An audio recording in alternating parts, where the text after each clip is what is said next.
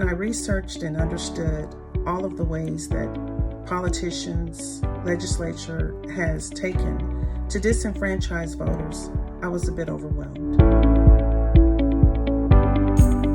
There is a civics crisis and an injustice caused by the right to vote being a complex and difficult process due to a lack of timely information.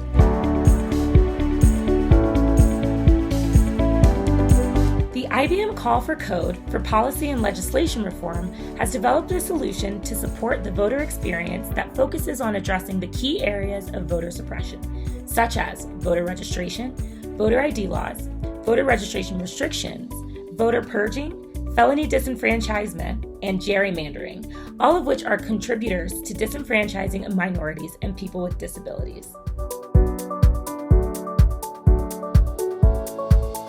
Our vote needs to be heard, our vote needs to be counted.